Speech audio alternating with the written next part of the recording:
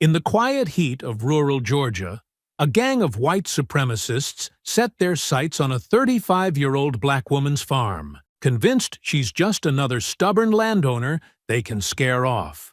Bo Strickland and his iron fangs see only weathered hands and dirt-stained boots, never suspecting the steel beneath. To them, Tanya Briggs is a lone farmer with no real defense. What they don't know is that Ghost Eye once reigned as the Marine Corps' deadliest sniper. When threats turn to arson and kidnapping, Tanya's war isn't on foreign soil. It's coming home. Before we go any further, comment where in the world you are watching from and make sure to subscribe, because tomorrow's story is one you don't want to miss. The late afternoon sun cast long shadows across Tanya's vegetable fields, painting the Georgia countryside in warm amber hues. Her muscles ached from a full day's work as she lifted another crate of fresh produce into the bed of her weathered pickup truck. Sweat trickled down her neck, and her work gloves were stained with rich soil. "Tanya, come on in and get cleaned up for supper." Darlene's voice carried from the farmhouse porch, where the screen door creaked in the gentle breeze. "Just one more crate, Mama," Tanya called back, wiping her brow with her forearm. The familiar chorus of cicadas filled the air, a constant backdrop to life on the farm that had been in her family for generations. The rumble came first, a distant growl that didn't belong among the peaceful evening sounds. Tanya's body tensed instinctively, her years of military training kicking in before her conscious mind could process the threat. 3 mud-splattered pickup trucks appeared on the horizon, their engines snarling as they barreled down her dirt road. Dust billowed in their wake as they skidded to a stop, forming a barrier across her driveway. The lead truck's Confederate flag decal caught the setting sun, its colors garish against the dirty white paint. Tanya's jaw clenched, but she held her ground, straightening her spine as car doors creaked open. Bo Strickland emerged from the center truck, like a snake uncoiling. His red-burned skin gleamed with sweat, and his tank top stretched tight across his beer belly. A stream of brown tobacco juice leaked from the corner of his mouth as he sized up her property with calculating eyes. 2 more men flanked him, younger, leaner, but with the same mean look in their eyes. They spread out slightly, a practiced move meant to appear casual while actually boxing her in. Tanya recognized the tactic, had used similar formations herself in different circumstances, different lands. "Pretty little spread you got here," Bo drawled, his voice dripping with false sweetness. He took a few steps forward, boots crunching on the gravel. "Shame it's gonna be someone else's soon." The shorter of his 2 lieutenants, a wiry man with a patchy beard, hawked and spat a glob of saliva that landed inches from Tanya's work boots. "Ain't right, this much land in black hands," he muttered, just loud enough to make sure she heard.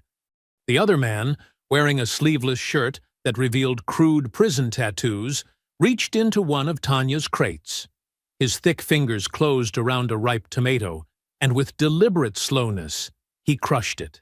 Red juice and seeds dripped between his fingers, spattering the dusty ground like blood. Tanya felt her pulse quicken, but kept her voice steady and firm. "Get off my land." The words came out calm, but carried the weight of steel, the same tone she'd used commanding troops in combat zones. Bo's smirk widened as he closed the distance between them. His breath reeked of cheap beer and chewing tobacco as he leaned in, trying to use his bulk to intimidate her. "We're giving you a chance to walk away nice," he said, voice dropping to a threatening whisper. "You don't? Things get ugly. You boys better leave right now." Darlene's voice rang out from the porch, sharp and clear despite her age. She stood at the railing, one hand gripping her cane, the other planted firmly on her hip. Bo's head snapped toward the house, and for a moment, something dangerous flickered in his eyes. He stared at Darlene, and Tanya felt her muscles coil, ready to move if he took one step toward the house. But after a tense moment, Bo jerked his chin at his men. They piled back into their trucks with practiced efficiency. Engines roared to life, and tires spun in the loose dirt, deliberately spraying grit and pebbles across Tanya's boots and pants. The trucks peeled out in a cloud of dust and exhaust fumes, their departure as aggressive as their arrival. As the dust settled and the last truck disappeared around the bend, Tanya's eyes fell on something new attached to her fence. A crude sign had been nailed to the wooden post. The letters "Get Out" scrawled in dripping red paint. Below it, someone had spray-painted a Confederate flag, the paint still fresh enough that it glistened in the dying light. The next evening settled over the Briggs farm like a heavy blanket. Tanya and Darlene sat at their worn kitchen table, the familiar routine of dinner providing a fragile sense of normalcy after yesterday's confrontation. Steam rose from bowls of okra soup, and cornbread cooled on a plate between them. "You barely touched your food," Darlene observed, watching her daughter push vegetables around her bowl. Tanya managed a weak smile. "Just thinking, Mama." She'd spent the day checking and double-checking the property's boundaries, her military instincts on high alert. Every distant engine sound had made her pause in her work, every shadow drawing her attention. "Those men don't scare me," Darlene said firmly, reaching across to pat Tanya's hand. "Your daddy and I dealt with worse in our time. We're still here." The sharp crack of splintering wood cut through the quiet evening like a gunshot. Both women froze. Then came the roar, a deep, hungry sound that shouldn't exist in their peaceful kitchen. Orange light suddenly flooded through the windows, painting twisted shadows on the walls. "The barn!" Tanya bolted from her chair, nearly knocking it over. She burst through the screen door, Darlene following as quickly as her aging legs would allow. Heat slammed into Tanya's face as she rounded the corner of the house. Flames climbed the wooden walls of the barn, consuming decades of family history in minutes. The fire cast a hellish glow across the yard, and thick black smoke billowed into the darkening sky. The crackle and pop of burning wood mixed with the terrified sounds of animals inside. "The horses!" Darlene cried out, clutching her chest. Tanya sprinted toward the barn doors, her military training taking over. The heat was intense, but she managed to throw open the heavy doors. Smoke poured out, making her eyes water and her lungs burn. She could hear the panicked whinnying of their 2 horses inside. "Here!" she called, coughing through the smoke. The horses burst out past her, their eyes wild with fear, heading for the safety of the far pasture. Tanya staggered back from the inferno, gasping for clean air. As she stumbled away from the barn, something caught her eye on the white siding of their house. Fresh paint gleamed in the firelight, crude letters spelling out "Not welcome here" in angry black strokes. "I'm calling the sheriff," Darlene said, her voice shaking with anger more than fear. She disappeared inside while Tanya grabbed the garden hose, knowing it was futile but unable to stand by and do nothing. Neighbors' porch lights clicked on in the distance. A few cars slowed as they passed, but no one stopped to help. Tanya could see their silhouettes watching from their properties, but they remained silent witnesses to the destruction. Sheriff Alan Huxley's patrol car rolled up nearly an hour later, taking his time like he was responding to a noise complaint instead of arson. The barn was mostly ash by then, still smoldering in places. The sheriff stepped out, adjusting his belt with deliberate slowness. "Well now," he drawled, surveying the scene with practiced indifference. "Looks like you had yourself a fire." "This wasn't an accident," Tanya said, fighting to keep her voice level. "Look at the graffiti. The same people who threatened us yesterday did this." Huxley barely glanced at the spray-painted message. "Could have been kids playing pranks. You know how they get this time of year." "Kids?" Tanya's hands balled into fists. "Sheriff, That barn was doused in accelerant. You can smell it from here. This was planned, organized. The Iron Fangs— Now, hold on there. Huxley cut her off, his voice taking on an edge. That's a mighty serious accusation without any proof. You got witnesses? Security cameras? Anything besides your suspicions? You know exactly who did this, Darlene spoke up from the porch, her voice carrying the weight of decades of similar injustices. The sheriff turned to her with a condescending smile. Mrs. Briggs, I understand you're upset, but we can't just go around accusing people without evidence. I'll file a report, but— He shrugged, leaving the implication clear. Nothing would come of it. That barn's been standing since my grandfather's time, Darlene said, each word sharp with dignity and anger. You telling me it just happened to catch fire the day after we get threatened? Coincidences happen, Huxley replied smoothly. He pulled out a small notepad, made a show of writing something down. I'll look into it, but don't get your hopes up. These things are hard to prove. Tanya watched him, her combat-trained eyes noting every detail of his practiced performance. The way he avoided direct eye contact, how he positioned himself to keep the graffiti out of his line of sight, his careful choice of words. This was a man who had played this role many times before. The sheriff finished his theatrical note-taking and tucked the pad away. You all have insurance? That's not the point, Tanya said through gritted teeth. Well, that's about all I can do for now. Huxley tipped his hat with mock politeness.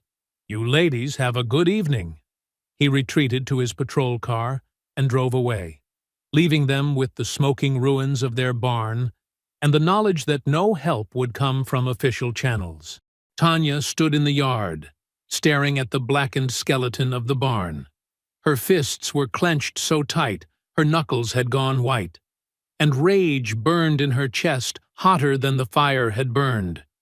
Behind her, the spray-painted threat seemed to glow in the last embers of the fire, a clear message that this was only the beginning. Dawn crept over the Briggs farm, revealing the true extent of last night's destruction. The morning air still carried the acrid smell of burnt wood and smoke. Tanya had been up since first light, methodically clearing charred beams and twisted metal from where the barn had stood. Each piece she moved felt like lifting a piece of her family's history. She paused to wipe sweat from her forehead, leaving a streak of soot across her skin. The physical labor helped channel her anger, gave her something to focus on besides the rage that had kept her awake most of the night. The rhythmic sound of her work, lift, carry, stack, almost made her miss the approaching footsteps. Wouldn't have expected anything less from Ghost Eye, a gruff voice called out.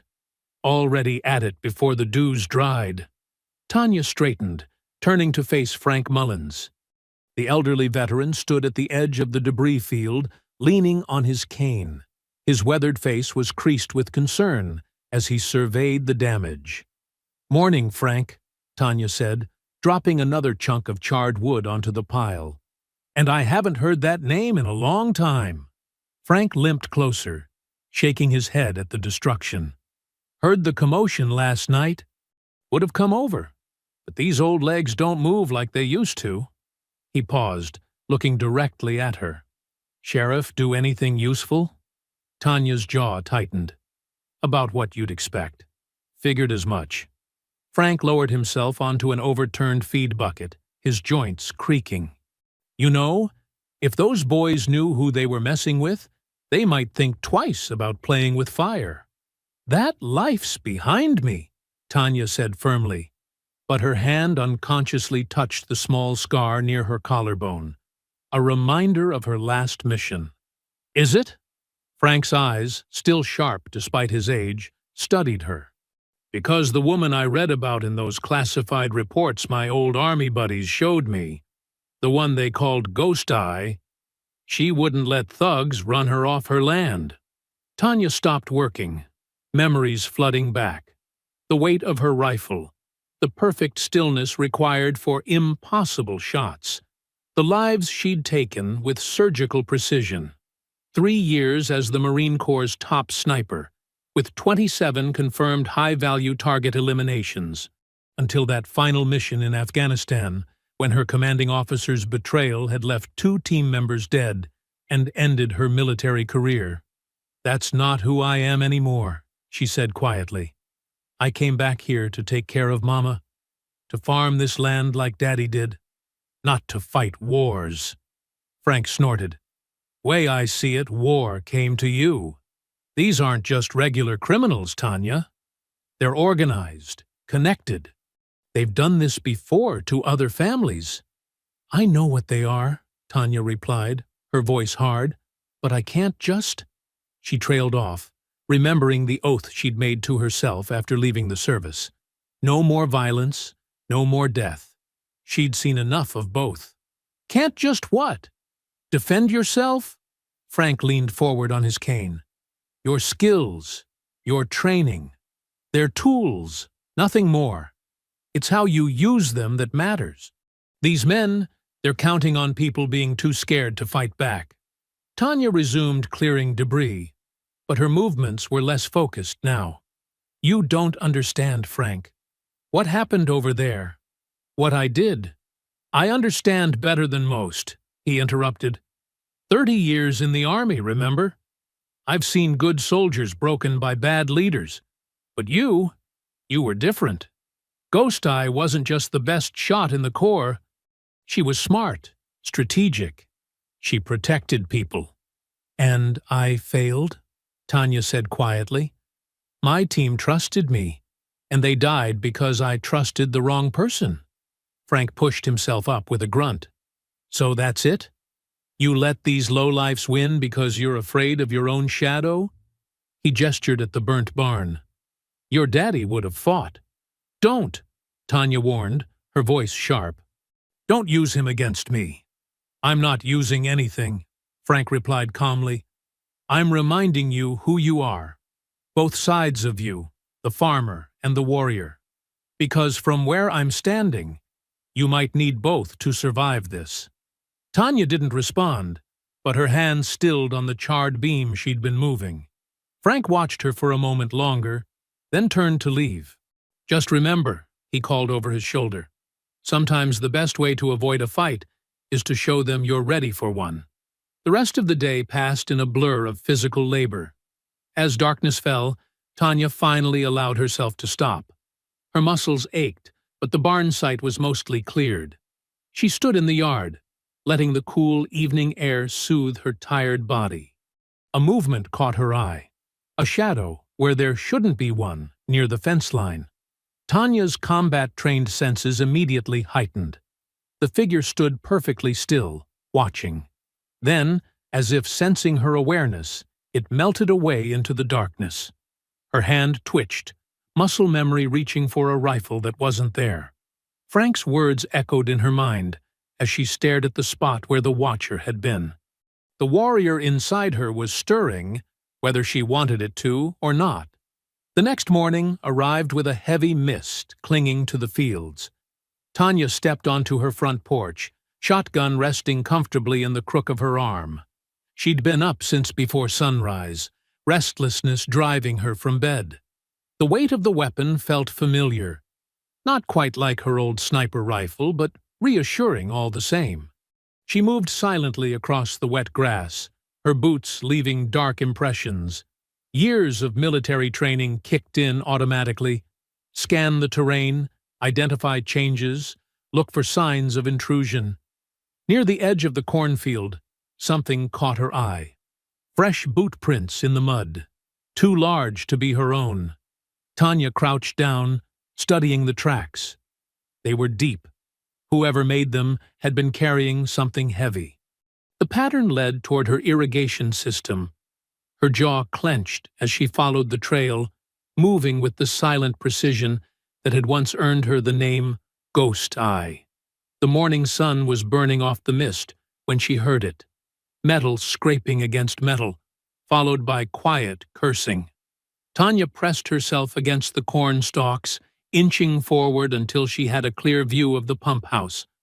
A young man in a dirty denim jacket was crouched by the main valve, working at something with a wrench. Even from behind, she recognized him as one of the Iron Fangs, the newest member, always trying to prove himself. She'd seen him hanging around Bo's truck during their first confrontation. Tanya emerged from the corn, shotgun leveled. Drop the wrench. The young man jerked, tool clattering to the ground. He spun around, face pale beneath his baseball cap. I was just… Hands where I can see them, Tanya commanded, her voice carrying the same authority it had in combat zones. What's your name? C. Cody, he stammered, raising his trembling hands. Cody Miller. Well, Cody Miller, you're trespassing. She gestured with the shotgun. Turn around slowly. Keep those hands up. He complied, sweat visible on his neck despite the cool morning. Tanya spotted the Iron Fang's tattoo peeking above his collar. Fresh ink, barely healed. A wannabe tough guy sent to do the dirty work. Please, he said, voice cracking. Bull kill me if… Bo's not your problem right now. Tanya pulled a length of rope from her pocket. I am. She bound his hands efficiently, using knots that would hold but not cut off circulation. A skill learned from both farm work and military training. Cody's shoulders shook as she secured him. Sit, she ordered, pushing him gently but firmly to the ground. She pulled out her phone and dialed, keeping the shotgun trained on him. Sheriff, I've got an intruder caught tampering with my irrigation system. Young man, Iron Fang's tattoo. The sheriff's voice came back lazy and unconcerned. That's so? Well, sit tight. I'll be out when I can. It took 45 minutes for the patrol car to roll up the drive, though the station was only 15 minutes away. Sheriff Huxley stepped out, adjusting his belt over his substantial belly. His badge caught the morning sun as he approached, boots crunching on gravel. Well, well, he drawled, taking in the scene. What do we have here? Breaking and entering, vandalism, attempted property damage. Tanya listed off, professional and precise. I caught him trying to sabotage my water supply. The sheriff circled Cody, who kept his head down. That true, boy? No, sir, Cody muttered. Was just looking around. She jumped me for no reason. With a wrench? Tanya challenged. The security camera on my pump house caught everything. She was bluffing. There was no camera. But Cody's face went even paler. Sheriff Huxley chuckled, pulling out a pocket knife. Now, Ms. Briggs, let's not get excited. He cut Cody's bonds with one quick motion. Boy was probably just lost. These country roads all look the same. Lost? Tanya's voice was incredulous. He was deliberately… Tell you what, the sheriff interrupted, helping Cody to his feet with fake concern. I'll give him a stern talking to about trespassing. No need to make this official. This is the second attack on my property in 3 days, Tanya said, anger building. First the barn, now this. Accusations like that are serious business. The sheriff's friendly mask slipped slightly, revealing something cold underneath. Wouldn't want to start throwing around charges without proper evidence. Might make some folks unfriendly. He steered Cody toward the patrol car, calling over his shoulder, You have a nice day now, Ms. Briggs. Try to relax a little. All this stress can't be good for you. Tanya stood rooted to the spot, watching as the sheriff opened the passenger door for Cody, not the back seat where suspects belonged. The young gang member glanced back once, a smirk playing at the corners of his mouth. The patrol car turned slowly, gravel crunching under its tires.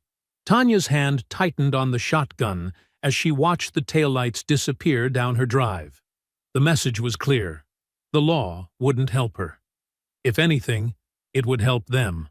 Her military training had taught her to analyze situations quickly, to identify threats and allies. Right now, she had a clear picture of both. The anger that had been building since the barn fire crystallized into something harder, sharper. Something that felt like determination. 2 days after the incident with Cody, Tanya drove her pickup truck into town, the bed empty where fresh produce should have been. The morning sun beat down on Main Street as she parked outside Johnson's General Store. Her boots hit the cracked sidewalk, and immediately she noticed the change. People who usually waved now turned away, hurrying into shops or across the street. Inside Johnson's, the usual chatter died as she entered. Mrs. Peterson, who'd bought her tomatoes for 20 years, suddenly found the canned goods fascinating. Behind the counter, old Tom Johnson wouldn't meet her eyes. Tanya grabbed a basket and moved through the aisles, her practiced ears catching whispered fragments. Causing trouble. Should just sell. Asking for it. At the meat counter, she overheard 2 women she recognized from church speaking in low voices. "Heard her vegetables are full of chemicals," one whispered. Bo Strickland said she's using illegal pesticides, poisoning the soil. "My Henry won't buy from her anymore," the other replied. "Can't risk getting sick." Tanya's hands clenched around a can of coffee. The lies were spreading like poison through the community, choking off her business as surely as weeds could strangle a crop. She approached the counter with her groceries. Tom Johnson finally looked at her, his weathered face uncomfortable. "Cash only," he muttered. "Card machine's broken." It wasn't. She'd seen the woman before her use it. But Tanya pulled out her wallet without comment, counting out bills while feeling the weight of stares on her back. The hardware store was worse. She needed parts to repair the irrigation pump Cody had damaged, but Buck Mason blocked the entrance, arms crossed over his massive chest. "We're closed," he said flatly. "Sign says open," Tanya pointed out. The open sign hung clearly in the window behind him. "Closed for you." Buck's voice held no emotion. "Don't need your kind of trouble here." Tanya felt her mother's training kick in. Years of being taught to hold her head high in the face of prejudice. She turned without a word and walked back to her truck, ignoring the snickers from a group of men lounging outside the bar across the street. The drive home was tense, her knuckles white on the steering wheel. But nothing prepared her for what she found at the farm.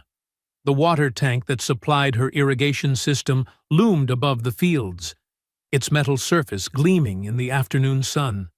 As she approached, an acrid smell hit her nose. Floating near the top, dozens of small fish lay belly up in the water. "Mom!" she called out, racing toward the house. "Don't use the tap water." Darlene came onto the porch, wiping her hands on her apron. Her face fell as Tanya explained what she'd found. "Lord have mercy," Darlene whispered, sinking into her rocking chair. "They're trying to destroy everything your daddy built." "I'll call the EPA," Tanya said, already pulling out her phone. "This is environmental terrorism." "Baby," Darlene's voice was soft but urgent. Maybe it's time to think about leaving. We could sell, move somewhere safer." "This is our land," Tanya replied, her voice hard. 4 generations of Briggs have worked this soil. I won't let them drive us out. Your daddy would want us alive more than he'd want us keeping the farm," Darlene argued, tears in her eyes. Before Tanya could respond, the first engine roared in the distance. 3 pickup trucks appeared on the road, driving slowly past their front gate. The sun was setting, painting the sky blood-red behind them. They parked along the road, music blasting from their speakers. As darkness fell, more trucks joined them. The Iron Fangs had come for their nightly show of force. Inside the farmhouse, Tanya and Darlene tried to ignore the shouts and engine revs that punctuated the darkness. Occasional bottles smashed against their fence, followed by drunken laughter. "Get out while you can!" "Tick-tock, ghost eye!" "Burn it all down!" Darlene finally retreated to her bedroom, hands shaking as she took her evening pills. Tanya lay in her own bed, fully dressed, staring at the ceiling while memories of combat zones flickered through her mind. The night sounds were different, but the tension was familiar. The waiting, the knowledge that enemies were out there in the dark. She thought about the fish in the water tank, about the poisoned lies spreading through town, about Buck Mason's cold rejection. The Iron Fangs weren't just trying to drive her out, they were trying to isolate her completely, make her vulnerable, break her spirit. As engines continued to roar outside her window, Tanya's military training took over. Her mind began cataloging resources, identifying weak points, both theirs and her own. She thought about sight lines, about defensive positions, about the equipment she still had stored away. Sleep never came. The trucks stayed until dawn, their headlights sweeping across her walls like searchlights. But in those long hours of darkness, as Tanya lay listening to the threats and jeers, something shifted inside her. The anger that had been building since the barn fire hardened into steel, and plans began to take shape in her mind. The morning sun had barely crested the horizon when Tanya spread a large county map across her kitchen table. Coffee steamed beside her as she worked, marking locations with careful precision. Her sniper's training showed in every deliberate movement, each notation exact, each detail critical. She'd been up since 4 a.m., after the last Iron Fangs truck finally left. The map was old, purchased years ago when she'd first moved back, but its yellowed surface still showed every back road and trail in the county. Red dots appeared under her pen: the abandoned gas station where gang members loitered, the bar they frequented, the dirt roads they used to avoid police checkpoints.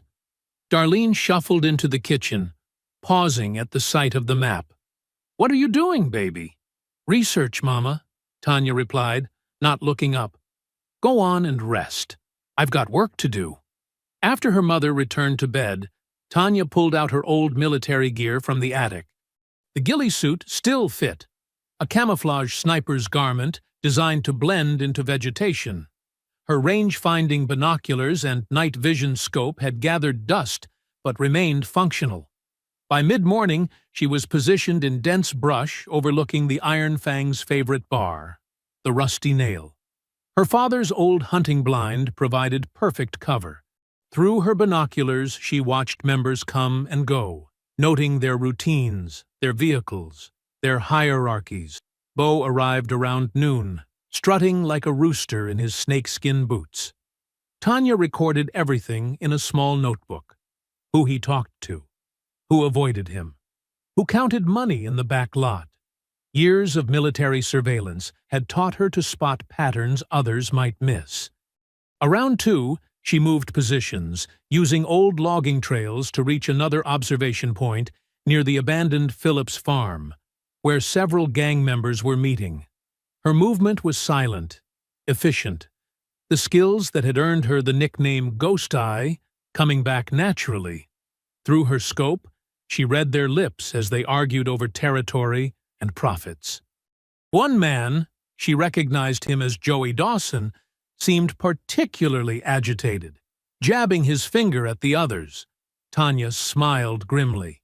She'd found her first pressure point.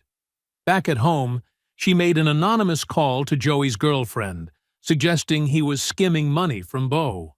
Then she called Bo's right-hand man, hinting that Joey was talking to the feds. Small seeds of doubt, planted carefully. That afternoon, she drove to the county seat, 40 minutes away.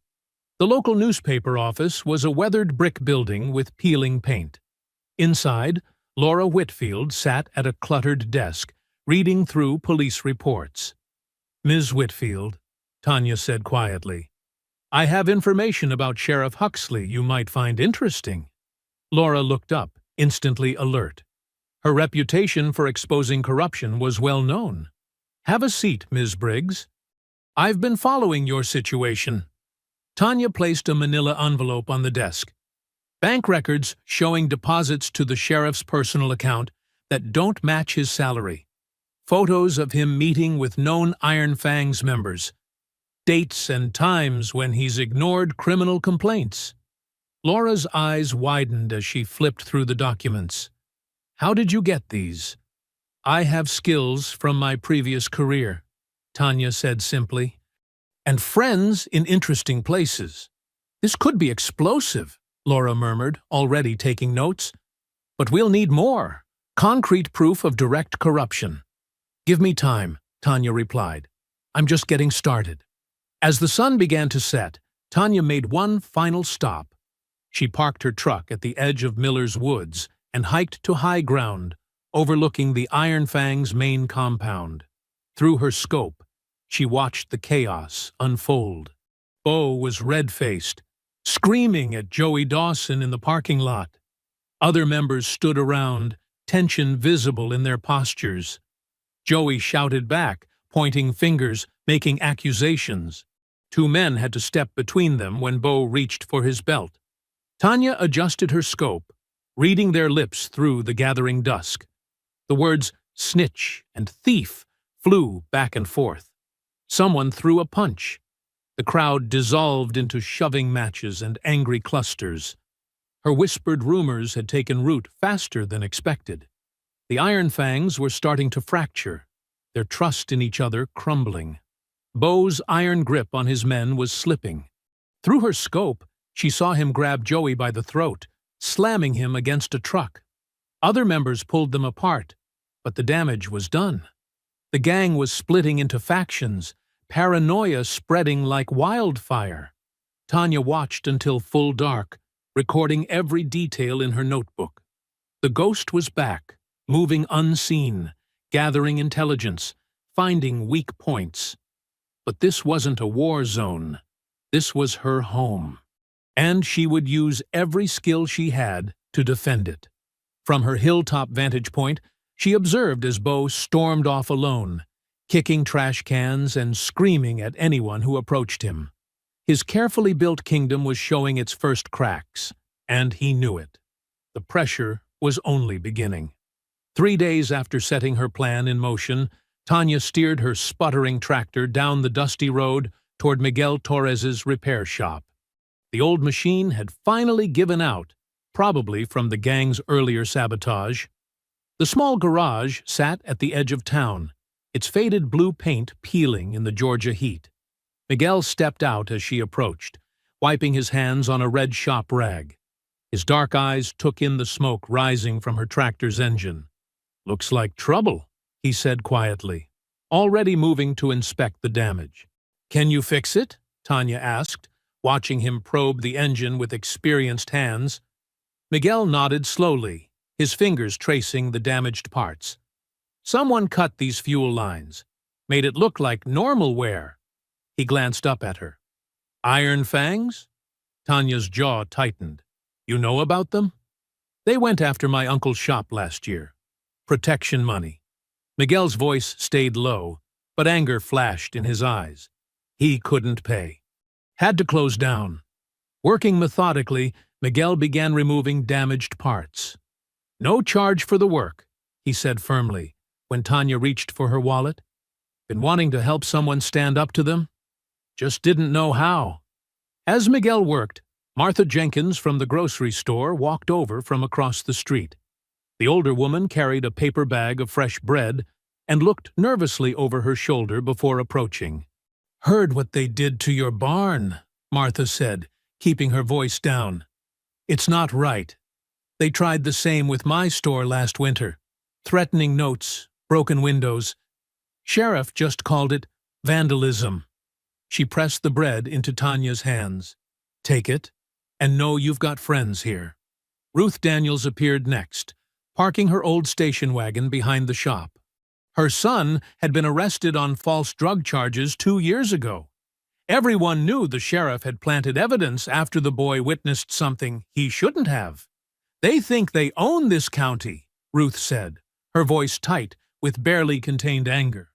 "My boy's still serving 5 years for nothing. But people are scared to speak up." Tanya looked at the three of them. Miguel bent over the tractor, Martha nervously watching the street, Ruth with her fists clenched. All victims of the same corruption, all ready to fight back. "I have a plan," Tanya said carefully. "But I need eyes and ears. Information about their movements, their deals, their weak spots. Miguel straightened up, wiping grease from his hands. I fix their trucks sometimes. Could let you know when they're having mechanical troubles, when they're vulnerable. I hear everything in my store, Martha added. People talk, especially when they think no one's listening. Ruth nodded firmly. I know others who will help, quiet-like. We just needed someone to lead the way. Tanya lowered her voice, gathering them closer. First, we mapped their supply lines, their buyers, their sellers. Then we start disrupting them, one piece at a time. She pulled out a small notebook. Miguel, what do you know about their vehicles? For the next hour, they shared information. Miguel listed which trucks needed repairs soon. Martha detailed overheard conversations about drug drops. Ruth knew which deputies were on the gang's payroll. Tanya recorded everything, her military training helping her piece together a clearer picture of the Iron Fang's operation. It was bigger than she'd thought, but also more fragile. As Tanya pulled away from Miguel's shop, she noticed a mud-splattered pickup following her. The driver kept 3 car lengths back, trying to be subtle. She slowed down, pretending to check her phone, but the truck quickly turned onto a side street before she could make out its plate number. Later that night, Tanya stood in her bedroom, laying out dark clothes on her bed. The camouflage gear felt familiar in her hands, a ghost from her past life coming back to serve a new purpose. She checked her watch. 11:45 p.m. The gang's meth lab crew changed shifts at 2 a.m., according to Miguel's intel. Her mother knocked softly on the door. I know what you're planning, Darlene said, her voice tight with worry. Just come back safe. Tanya nodded, checking her backpack one last time. Inside were several homemade explosive devices, nothing military grade, but enough to do the job. She'd spent the afternoon carefully assembling them from supplies Martha had quietly gathered. At midnight, Tanya melted into the woods behind her property. The quarter moon cast just enough light to navigate by. Her boots made no sound on the damp earth, the ghost eye living up to her old call sign. The gang's lab was 3 miles deep in the forest, hidden in an old hunting cabin. She moved slowly, methodically, just like her reconnaissance missions overseas. Every few minutes, she'd stop and listen, letting the forest's rhythm tell her if anyone was nearby. An owl called. Crickets chirped. No human sounds yet. After an hour, she caught the first whiff of chemical stench. The lab's location was obvious to anyone who knew what to smell for, but the sheriff conveniently never investigated this part of the woods. Tanya crouched behind a fallen oak and surveyed the cabin. 2 guards outside, both armed with shotguns. One dozed in a lawn chair while the other paced, smoking. Through the dirty windows she could see 3 more men inside, working the cook. The night shift was always smaller, perfect for her plan. Tanya circled the property, moving like water between shadows. The guards never looked up as she slipped past them to the cabin's rear door. Inside, the cooks were too focused on their work to notice the whisper of movement in the dark corners. She placed the first charge behind a stack of chemical drums. The second went under the main workbench. The third, she secured to the cabin's support beam. Each device was set for 2:15 a.m., 15 minutes after shift change, when the night crew would be gone and the day crew wouldn't have arrived yet. A floorboard creaked under her foot. One of the cooks looked up, squinting into the shadows. Tanya froze, becoming one with the darkness. After a long moment, he shrugged and returned to his work. Backing out silently, she retrieved her backpack and began her careful retreat. The sleeping guard snored on. The smoker had wandered to the front of the cabin. No one had seen the ghost in their midst. From her observation point half a mile away, Tanya watched the night crew pack up and leave at 2 a.m. Their headlights disappeared down the dirt road, leaving the lab empty and quiet. At exactly 2:15 a.m., 3 sharp cracks split the night. Orange flames erupted from the cabin's windows. Secondary explosions followed as the chemicals caught fire, turning the lab into an inferno. The blast lit up the forest like daybreak. Tanya waited only long enough to ensure the fire would consume everything, then began her long walk home. Behind her, sirens wailed in the distance, too late to save anything. Dawn was breaking as she slipped in through her back door. The smell of coffee greeted her. Darlene was already up, waiting at the kitchen table with the morning paper. Her mother's hands shook slightly as she held up the front page. Mysterious explosion destroys abandoned cabin in Willow Creek Woods. Darlene read aloud. Local authorities suspect drug lab accident. She lowered the paper and looked at her daughter, who still wore her dark clothes and carried the faint scent of smoke. You're playing a dangerous game, baby. Tanya poured herself coffee, her movements precise and controlled despite the long night. Sometimes the most dangerous game is doing nothing, she replied quietly, remembering all the times she'd watched injustice happen from the sidelines. We can't let them win through our fear. Darlene nodded slowly, reaching across the table to squeeze her daughter's hand. The morning sun streamed through their kitchen window, painting everything in soft gold. For a moment, they sat in silence. Mother and daughter, as somewhere in town, the Iron Fangs were discovering just how vulnerable they really were. Laura Whitfield sat at her desk at the County Chronicle, watching the View counter on her article tick steadily upward. Sheriff's Secret Ties, Following the Money Trail, had gone live at noon, and social media was already buzzing. Her phone hadn't stopped vibrating with notifications. The article laid out a damning web of evidence: suspicious bank transfers, mysterious property purchases, and testimonies from anonymous sources about cash deliveries to the sheriff's office. Laura had spent weeks piecing it together, cross-referencing property records and bank statements that Tanya's allies had helped her obtain. "Your story's trending," her editor called from across the newsroom. "State papers are picking it up. Sheriff Huxley's office keeps calling, demanding a retraction." Laura smiled grimly, remembering how the sheriff had brushed her off weeks ago when she'd asked for comment.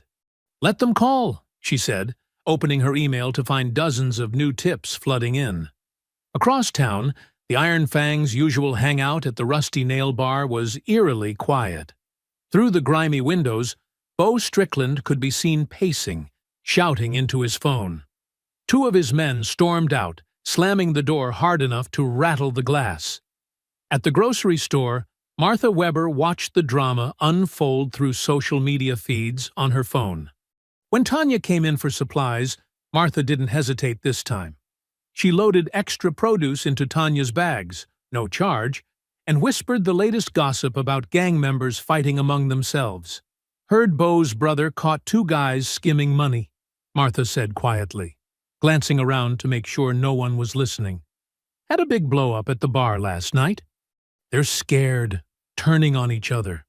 Tanya nodded, keeping her face neutral despite the satisfaction blooming in her chest. "Interesting," she said simply, but her eyes sparkled. As she loaded groceries into her truck, Miguel the mechanic pulled up beside her. He killed his engine and leaned out his window, speaking in low tones. "My cousin works at the gas station on Highway 20, he said. "Says the gang's been moving stuff out of their warehouse there, looking real nervous. Sheriff's been by twice today, yelling at Bo." "Thank you," Tanya said softly. "Keep your head down. Things might get messy." Throughout the afternoon, more allies emerged from the shadows. Ruth, whose son had been wrongly imprisoned, brought over a hot casserole and news about gang members selling their trucks and leaving town. Frank Mullins called to report suspicious vehicles heading toward the state line. The sheriff's office released a statement calling Laura's article baseless slander, but the damage was done.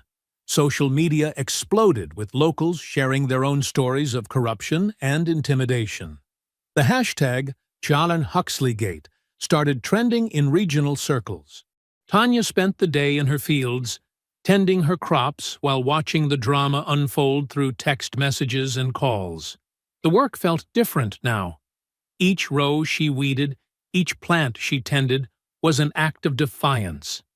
This land would stay in her family's hands.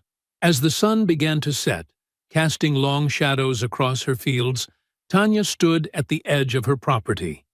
The evening air was thick with summer heat and the sweet smell of ripening vegetables. She could see the burn marks on her barn from here, a reminder of how this had all started. But now the tables were turning. The gang that had seemed so powerful just weeks ago was fracturing under pressure. The sheriff's intimidating presence had been exposed as corruption. And most importantly, the town's silence was breaking. A truck drove past her fence, and Tanya tensed instinctively. But instead of threats, the driver, one of the local teachers, honked and waved. Another car followed, its passenger giving a thumbs up. The light was fading to purple and gold when Laura's car pulled up to her gate. The journalist got out, holding a thick folder. "More people coming forward," Laura said, her eyes bright with purpose. "State investigators are interested. The FBI might get involved if the money laundering evidence holds up." Tanya nodded, looking out over her fields. The crops swayed gently in the evening breeze, corn stalks whispering, tomato vines heavy with fruit. This was what she'd fought for in the Marines, she realized. Not just abstract concepts of freedom and justice, but the right of people to live without fear, to work their land in peace. "We've got momentum now," Laura continued, following Tanya's gaze across the peaceful fields. "The gang's losing support. People are choosing sides, and they're choosing right this time." The sun dipped below the horizon, painting the sky in brilliant oranges and reds. Tanya felt the weight of her mother's legacy in the soil beneath her feet, the strength of her Marine training in her stance, and the power of growing community support in the air around her. For the first time since the threats began, victory felt not just possible, but inevitable. "Momentum," Tanya repeated softly, watching the last rays of sunlight gild her crops in golden light. "Sometimes that's all you need to change everything." The sun had nearly set when Tanya heard the first fence post crack. She'd been working since dawn, replacing rotted wood and mending wire where the gang had cut through. Her muscles ached, but the repetitive work helped quiet her mind after days of mounting tension. The screech of tires shattered the evening calm. Tanya's head snapped up as 3 trucks roared down her driveway, kicking up clouds of red Georgia clay. Through the dust, she caught glimpses of masked figures in the truck beds. "Mama," she whispered, dropping her tools. The house was 100 yards away. Too far. The trucks skidded to a stop in a V formation, boxing her in. Men poured out with baseball bats and crowbars. Bo Strickland emerged last, a pistol glinting in his hand. "Should have taken the hint, girl," he drawled, leveling the gun at her chest. Tanya's combat training kicked in. 8 men total. 3 armed with guns, the rest with melee weapons. Multiple angles of attack. No clear escape route. "Where's that fighting spirit now?" Bo taunted, stepping closer. "Ain't so tough without your newspaper friends, are you?" A scream pierced the air from the house. Tanya's heart stopped. "Mama!" 2 more gang members dragged Darlene onto the porch. Her mother fought like a wildcat, kicking and clawing, but they were too strong. "Let her go!" Tanya took a step forward, but Bo's gun pressed against her ribs. He said. "You stay right there and watch." Darlene's eyes met Tanya's across the yard. "Baby, don't you dare give them anything. This land is ours." One of the men struck Darlene across the face. The sound echoed like a gunshot. Something snapped inside Tanya. She moved without thinking, combat instincts surging. Her elbow shot up, knocking Bo's gun aside. Her knee drove into his groin. But before she could break free, 3 men tackled her from behind. A boot connected with her ribs. Then another, and another. She curled into a ball, protecting her vital organs like she'd been trained. Through the pain, she heard her mother screaming her name. "Enough!" Bo wheezed, still doubled over. "Get the old lady in the truck. Make sure our girl here gets the message." Rough hands yanked Tanya's head up by her hair. Through swollen eyes, she watched them drag her mother toward the middle truck. Darlene never stopped fighting, never stopped calling Tanya's name. "Remember what happens to folks who don't cooperate," Bo said, pressing his phone to record. "Say something pretty for your daughter." "Tanya!" Darlene's voice was fierce despite her split lip. "Don't you give up! Don't you dare!" The truck door slammed, cutting off her words. Engines roared to life. "Choice is simple," Bo said, still recording. "Land for your mama. You got 24 hours to clear out, or—" He drew a finger across his throat. The trucks peeled out, spraying gravel. Tanya struggled to her feet, ribs screaming in protest. She stumbled forward, but the trucks were already disappearing down the road, taking her mother into darkness. Her phone buzzed 10 minutes later. The video appeared with a text. "Clock's ticking." Tanya replayed it, memorizing every detail. The truck's mud patterns, the men's builds, the way Bo favored his left leg. Her sniper's mind cataloged it all, building a mental map. Her allies arrived within the hour. Laura burst in first, followed by Miguel and Frank. Martha and Ruth came with ice packs and bandages. They found Tanya sitting at her kitchen table, the video playing on loop. "We need to call the state police," Laura insisted. "The FBI—" "They'll kill her before help arrives," Tanya said flatly. "Then give them the land," Martha pleaded. "Your life is worth more than—" "They won't let us live either way." Tanya's voice was cold steel. "They can't, now that we've exposed them." "You can't take on the whole gang alone," Miguel said. Tanya stood, ignoring the pain in her ribs.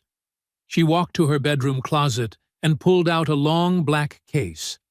The combination lock clicked open, revealing the gleaming rifle inside, a weapon she'd sworn never to use again after leaving the Marines. Her fingers traced the familiar metal. Through the scope of this gun, she'd protected villages in Afghanistan, eliminated high-value targets in Iraq. She'd earned the name Ghost Eye by becoming death itself, silent, invisible, precise. "I'm not alone," she said quietly. "I have all of you. And I have this." She sat in the darkness, the rifle across her lap, while her allies argued strategy around her. Their voices faded to background noise as combat clarity settled over her mind.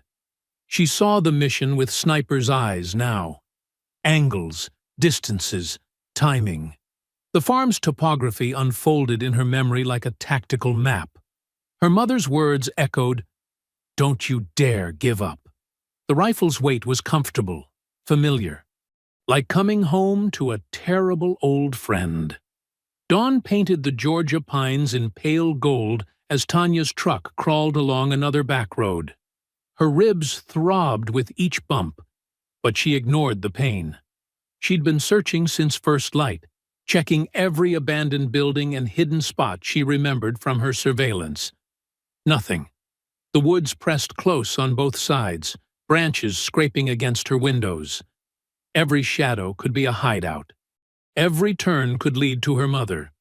But hour after hour yielded only empty cabins and forgotten barns. Tanya pulled over at a clearing to check her map again. Her hands shook as she unfolded it, and not from fatigue. The tremors came from somewhere deeper, a place she'd locked away years ago. The memories crashed through anyway. Afghanistan, a village in the Hindu Kush.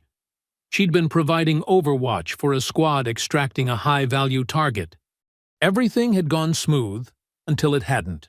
One mistake, a single missed signal, and half the team died in the ambush, including James, her spotter since basic. She'd watched it all through her scope. helpless to stop it. "Not this time," Tanya whispered, forcing her hands steady. "Not Mama." Her phone buzzed. Another taunting message from Beau, probably, but it was Miguel's name on the screen. "I found something," he said, without preamble. "Been checking modified trucks at every garage in 3 counties. One of their newer ones came through Hank's shop last week for custom work. Hank remembered them talking about meeting at the old Wallace sawmill." Tanya's heart jumped. The Wallace mill had shut down 5 years ago after a fire. It sat abandoned in dense woods 10 miles north, far from any main roads. "Perfect place to hide someone," she said. "That's not all," Miguel continued. "Hank said they ordered extra heavy suspension, like they were planning to haul something big, or planning to fortify a base." Tanya's tactical mind was already mapping approaches, angles, cover positions.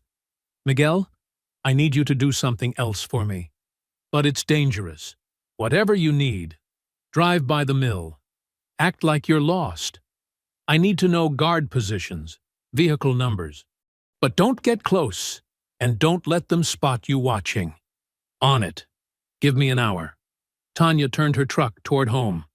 The shaking in her hands was gone now, replaced by the familiar calm of mission planning. But as she drove, another memory surfaced. Not of combat, but of her mother. She was 12, watching Darlene face down the bank manager who'd tried to foreclose on their farm after Dad died. Her mother, all 5'4" of her, stood straight-backed and fierce. "This land paid for itself 3 times over," she'd said. "My grandfather's sweat is in this soil, my father's dreams, my husband's heart. You want it? Come and take it." They'd kept the farm. Now, 23 years later, Tanya heard the same steel in her mother's final words before they took her. "Don't you dare give up." She pulled into her driveway, mind clear and focused. The house was empty. She'd sent her allies away last night, knowing the danger of keeping them close. This was her fight now. Miguel called back as she reached her bedroom. 3 guards on rotation, he reported. 2 at the main gate, 1 roaming. 4 trucks parked outside. Looks like they're using the old office building. It's the only one with fresh tire tracks leading to it. Any signs of... Tanya couldn't finish the question. "The curtains are drawn, but I saw movement inside. Someone's definitely there." "Good work. Stay clear now. I'll handle the rest." She opened her gun safe, the combination as natural as breathing. Inside lay the pieces of her rifle, each wrapped in soft cloth. The Remington M24 had been her constant companion through 2 tours. She'd modified it herself, adjusting the trigger pull, customizing the stock to her frame. Each component slid into place with practiced precision. Barrel, receiver, bolt, scope. The familiar ritual steadied her further. This wasn't about revenge anymore. It was a mission, like any other. Identify targets. Plan approach. Execute. Her fingers moved automatically, checking each connection, testing every movement. The scope's glass was still pristine. She'd maintained the weapon even after swearing never to use it again. Some habits couldn't be broken. Some skills stayed in the blood. The rifle came together like a deadly puzzle, becoming an extension of herself once more. She lifted it, feeling its perfect balance. Through the scope, the world narrowed to crisp, simple details. Distance, wind, trajectory. The weapon felt different from her old military days. Not because it had changed, she had. The young Marine who'd earned the name Ghost Eye had believed in clear missions and righteous causes. The woman she'd become knew the world held more shadows, more pain. But some things were still simple. They had her mother. That was all that mattered. She began laying out her combat gear. Camouflage, night vision, ammunition. Each piece checked and rechecked with mechanical precision. The memories tried to surface again, James's voice in her ear, the ambush, the helplessness, but she pushed them down. This time would be different. This time, she wasn't watching through a scope from half a mile away. This time, she was bringing the fight to them. The afternoon sun hung low as Tanya methodically loaded her truck. Each piece of equipment went into its designated spot, secured against movement. Her rifle, wrapped in a worn blanket, lay within easy reach beneath the seat. 3 backup magazines nestled in her vest pockets, each round hand-checked for imperfections. She spread the topographical map across her hood, marking distances and elevations with practiced precision. The Wallace sawmill sat in a shallow valley, with thick woods providing cover on 3 sides. The main access road curved in from the north, but she'd spotted 2 logging trails that could serve as alternate approaches. Wind indicators, strips of light fabric, fluttered from her side mirror. She'd been monitoring the patterns all day.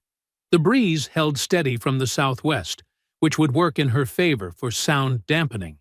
But weather reports showed a front moving in after midnight. She'd need to account for changing conditions. Her phone buzzed. Laura's text was brief. "Ready when you need me." Tanya typed back carefully. "Be at the North Ridge, 1 hour after sunset. Bring cameras. Stay in your car until you see my signal." She added the coordinates, then deleted the message thread. Laura's role was crucial. Whatever happened tonight needed documentation. The county had ignored too many disappearances, too many convenient accidents. This time, there would be evidence. She did another gear check, touching each item in sequence. Ceramic plates in her vest, tactical light with red filter, wire cutters, first aid kit, combat knife, extra batteries, water. Each piece tested and positioned for silent retrieval. The weight of the equipment felt familiar, bringing back memories of other missions, other nights spent studying terrain and planning infiltrations. But this was different. Those had been about following orders, serving a larger cause. This was personal. This was family. Her mother's face flashed through her mind. Not scared or helpless, but strong and determined, like always. Darlene had raised her alone after Dad died, working sunrise to sunset to keep the farm running. She'd taught Tanya that strength wasn't about muscle or weapons, but about standing your ground when life tried to push you down. "I'm coming, Mama," she whispered, tracing the route one final time. The sawmill's security was amateur work compared to what she'd faced overseas. 3 guards, predictable rotations, no proper perimeter control. They were thugs with guns, not soldiers. But that could make them more dangerous. Untrained men were unpredictable, more likely to panic and start shooting. She'd need to establish observation points first, confirm guard positions and movement patterns. The old lumber storage shed on the east side would give her a clear view of the main building. From there, she could mark approach lanes and identify the best entry point. Tanya checked her watch. 2 hours until sunset. Time to move. She drove back roads, taking a circuitous route to avoid attention. The truck's suspension, recently serviced by Miguel, rode silent and smooth. She kept her speed steady, matching other traffic. No reason to draw eyes. Half a mile from the sawmill, she pulled onto an overgrown logging track. Thick pines provided cover as she quickly applied camouflage paint to her face and neck. The familiar strokes helped focus her mind, shifting her into mission mode. The truck would stay here, hidden but accessible for a quick exit if needed. She gathered her gear with practiced efficiency, each movement calculated to minimize sound. The rifle's weight settled naturally against her shoulder as she secured the sling. Moving through the woods brought back more muscle memories.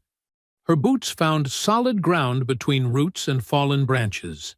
Her body automatically adjusted to keep the rifle clear of vegetation. The skills were still there, buried, but not forgotten. She paused every 50 meters to listen and observe. Birds resumed normal patterns after she passed. No other human movement nearby. A deer watched her from thick brush, unalarmed by her careful progress. She was becoming part of the forest, just as she'd been trained. The first observation point gave her a clear view of the sawmill's eastern approach. Through her scope, she counted vehicles, 4 trucks, positioned for quick departure. The guard patterns matched Miguel's report. 2 men at the main gate, smoking and talking. A third patrolling the perimeter, more interested in his phone than his surroundings. She marked their positions on her mental map, noting sightlines and blind spots. The main building's windows were covered, but thin light leaked through gaps. Movement shadows suggested at least 5 people inside. Tanya worked her way around the perimeter, placing small markers at key points, reflective tape that would catch her tactical light but remain invisible to the naked eye. Each marker represented a decision point, a place where she'd need to choose between approaches based on guard positions. The sun touched the horizon, painting the sky in deep oranges and reds. Soon, darkness would provide better cover, but also make movement more challenging. She'd trained extensively in night operations, but so had her enemies in Afghanistan. These men hadn't, which gave her an advantage. She checked her watch again. Laura would be in position soon. The journalist's presence complicated things, added another factor to protect. But having witnesses could mean the difference between justice and another covered-up crime. The light faded quickly now, shadows lengthening across the sawmill yard. Guard shift change would come soon. Their most vulnerable moment. Tanya settled into her final position, checking sightlines one last time. A cool breeze carried the sharp scent of pine and distant wood smoke. She took one deep breath, then another, finding that calm center she'd relied on during countless missions. The forest grew darker around her as she began her final approach. The night wrapped around Tanya like a familiar blanket as she moved through the shadows. Her boots made no sound on the gravel, each step placed with deliberate care. Through her scope, she watched the 2 sentries at the main gate, their cigarettes glowing like fireflies in the darkness. The first guard never saw her coming. She emerged from the shadows behind him, one hand clamping over his mouth while the other applied precise pressure to his carotid artery. He slumped silently, unconscious before he hit the ground. She dragged him into the deep shadows behind a stack of lumber, zip-tying his hands and feet. The second guard was looking at his phone, the blue light illuminating his face. Tanya waited until he turned away, then closed the distance in 3 swift steps. This one tried to cry out, but her hand was already across his mouth. He struggled harder than the first, but the outcome was the same. Soon he lay beside his companion, secured and hidden. Tanya checked her watch. 8 minutes since she'd started. She was ahead of schedule. The unconscious guards would be out for at least 30 minutes, plenty of time. Their weapons now lay unloaded in her pack, along with their phones and radios. The main building loomed ahead, its metal walls reflecting faint moonlight. She pressed herself against the cold surface, listening. Voices drifted through a gap in the wall. 3 men, maybe 4, talking about a poker game. But underneath that, she caught something else. The soft sound of someone humming. Her mother's voice, singing the same gospel tune she'd used to calm Tanya during childhood thunderstorms. Tanya's jaw clenched. Her mother was alive, and close. She moved along the wall until she reached a side door, testing the handle. Locked. The lock was simple, though, the kind found on any workshop door. Her pick tools made quick work of it. The door opened without a creak. Someone maintained the hinges well. Inside, darkness and the sharp smell of sawdust filled her nose. She waited, letting her eyes adjust. Shapes emerged from the gloom. Old machinery, stacks of lumber, empty oil drums. The voices were clearer now, coming from a lit office at the far end. She moved between the shadows of equipment, staying low. The humming grew louder. There, a storage room off to the side, light seeping under the door. A chair was wedged under the handle, a crude but effective lock. Tanya approached silently, years of training evident in every careful step. She lifted the chair away, set it down without a sound. The door handle turned smoothly under her hand. Darlene sat on a stack of pallets, hands bound but head held high. She stopped humming when she saw Tanya, eyes widening in recognition. Before she could speak, Tanya pressed a finger to her lips. The zip ties fell away under Tanya's knife. Darlene rubbed her wrists, then pulled her daughter into a fierce hug. "I knew you'd come," she whispered. "Can you walk?" Tanya asked softly. Darlene nodded. "They didn't hurt me. Just scared me some." "Stay behind me. We're going—" The door burst open. Bo Strickland filled the frame, shotgun leveled at them. His face was red with rage and alcohol. "Should have known you'd try something stupid," he snarled. Tanya had already pushed her mother behind a stack of lumber. She faced Bo, hands raised but muscles coiled. "It's over, Bo. Let us walk out." "Like hell." He pumped the shotgun, the sound echoing in the small room. "You cost me my lab, my money. Now I'm gonna—" Tanya moved before he finished speaking. Her hand shot out, grabbing the barrel and twisting it up as his finger tightened on the trigger.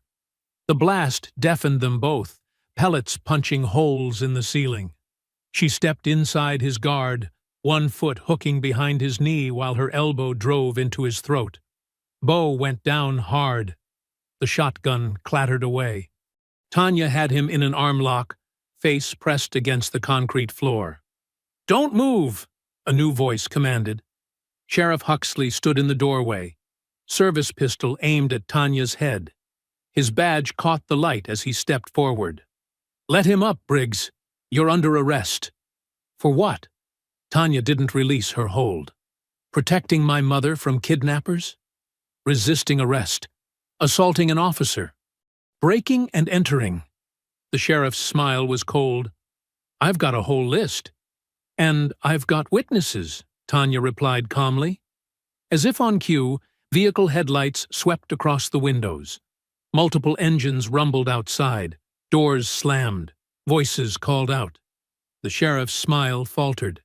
He moved to the window, keeping his gun trained on Tanya. His face went pale at what he saw. "That'll be the cameras," Darlene said, stepping out from her cover. "Lots of them, I expect. Amazing how fast news travels these days." Through the dusty windows, camera lights blazed like artificial stars. The sheriff's face twisted as he realized his predicament. His gun hand trembled slightly, sweat beading on his forehead despite the cool night air. "Turn those cameras off," he shouted, voice cracking. "This is a police matter." "Too late for that," Laura's voice carried through the open door. "We're streaming live to over 10,000 viewers right now. State police are already on their way." Bo struggled under Tanya's grip. "You're lying. Ain't nobody watching." Darlene stepped forward, her voice steady and clear. "Young man, I can see at least 30 phones recording right now, and every single one of them caught you and the sheriff threatening us at gunpoint." The sheriff's composure cracked further. He moved to the window again, cursing under his breath as he saw the crowd. Miguel's truck blocked the main gate. Martha from the shop stood with her sons, phones raised. Ruth had brought half her church group. More vehicles were pulling up every minute. "Last chance," Tanya said calmly. "Put the gun down, Sheriff. You know how this ends." "Shut up!" The sheriff's face had gone from pale to red.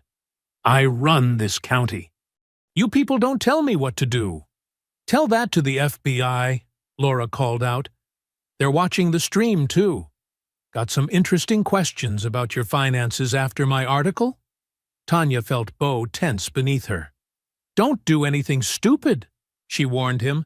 applying slightly more pressure to his arm. "They're bluffing," Bo growled, but uncertainty had crept into his voice. Outside, engines roared.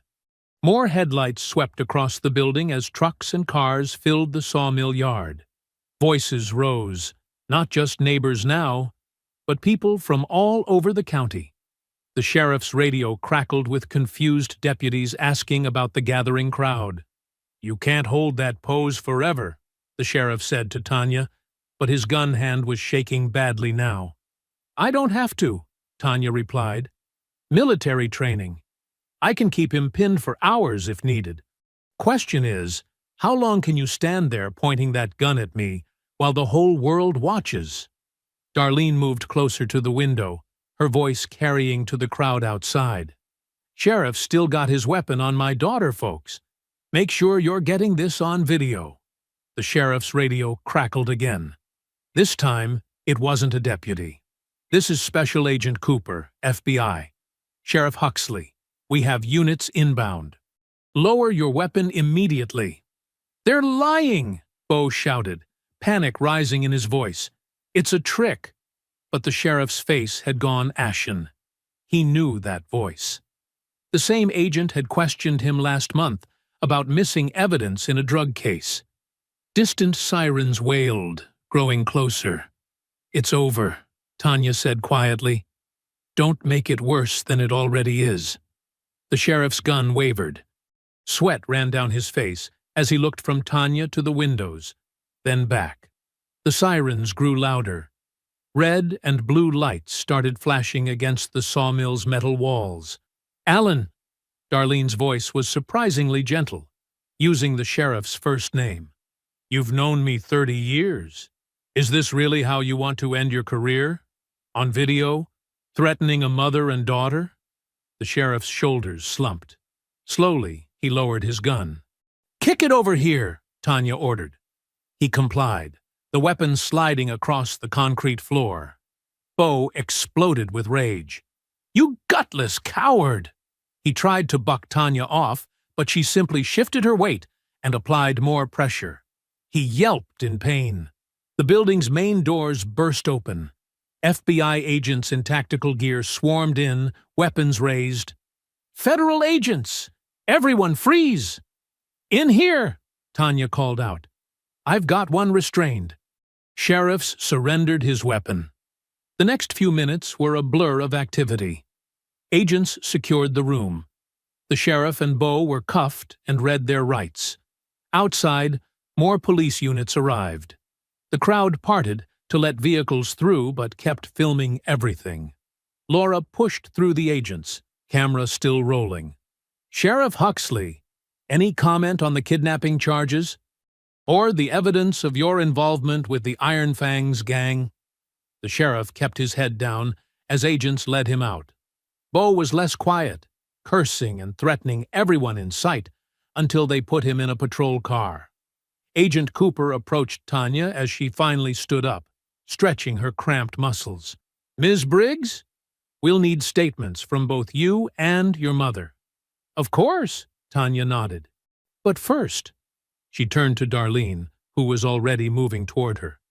They met in a fierce embrace, holding each other tight as the chaos swirled around them.